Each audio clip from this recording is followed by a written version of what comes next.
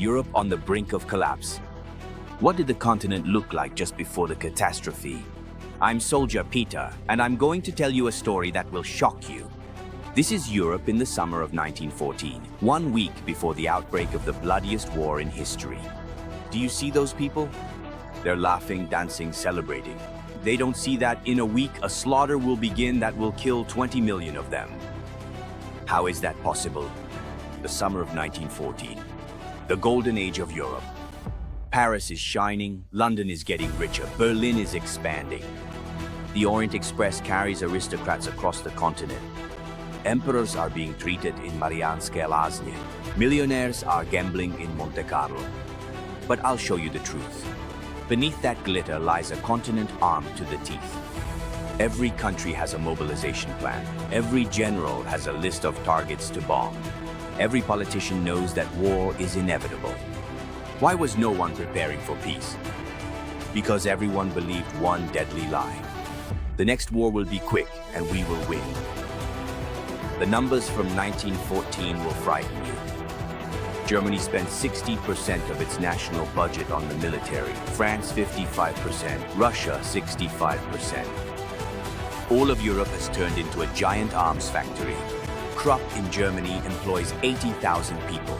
Everyone is making weapons. Schneider in France, Vickers in England, same story.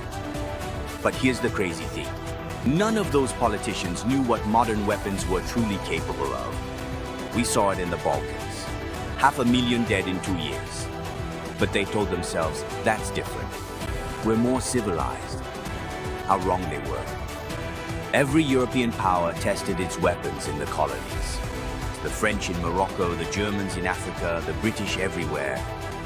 Machine guns mowed down natives by the thousands. Modern artillery destroyed cities in hours. Chemical weapons killed invisibly. But Europeans thought that only works against primitive enemies. They didn't know that in a year, those same weapons would be mowing down their own sons in the trenches at Verdun. The Balkan Wars revealed the truth, but no one wanted to listen. 500,000 dead. That's the East. They're used to violence there. In 1914, the soldier is the greatest hero of society. Children play with lead soldier figurines.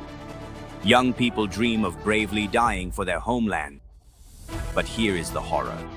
None of them knows what death by machine gun looks like. They think war is like in the paintings. Heroes with swords in hand fall beautifully on green grass. In reality, it is the industrial liquidation of people. Bodies torn apart by explosions, men suffocated by gas, soldiers buried under rubble. Europe raised a generation that idolized a death they had never seen. 1914. Every nation believes it is the best in the world. The Germans are the Herrenrasse, the French the Grands Nations, the British the Master Race, the Russians the Bogom Izbranij Narod. Everyone has their own God-given enemy. The French hate the Germans because of Alsace. The Germans fear encirclement. The Russians want Constantinople. The Austrians are afraid of the Serbs.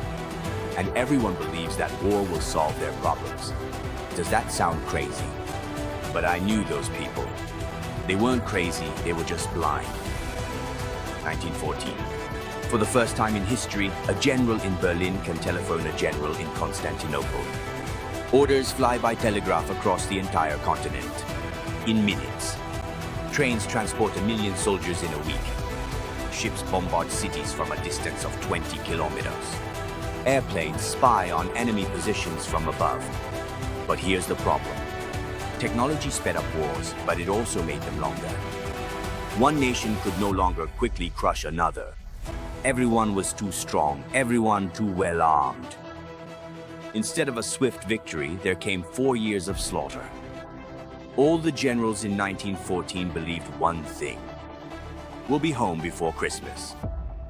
Kaiser Wilhelm said, the leaves won't even have fallen from the trees and we'll already be back. The French planned for 6 weeks, until October. The Russians wanted to be in Berlin by autumn. They were all wrong. Instead of 6 weeks, it lasted 4 years. Instead of thousands of dead, there were millions. Instead of a quick victory, it was the collapse of an entire civilization. Why? because modern weapons gave enormous power to the defense. The attacker no longer won. And so we arrived at the summer of 1914. Europe, the richest, most powerful, and most intelligent continent in the world, stands on the brink of suicide. All it takes is a single shot, a single incident, one bad diplomatic message, and that entire golden world will fall into an abyss from which it will never recover. June 1914, Sarajevo. 19-year-old Gavrilo Princip fires 2 shots, and Europe as the world knew it ceases to exist. Next time, I will tell you exactly how it happened. Minute by minute, hour by hour. How 2 shots triggered an avalanche that, within 5 weeks, buried civilization. If you like the videos and the whole series, please give a like and subscribe to the channel. I would really appreciate it. And if you have any thoughts on the topic, share them in the comments. Soldier Petr.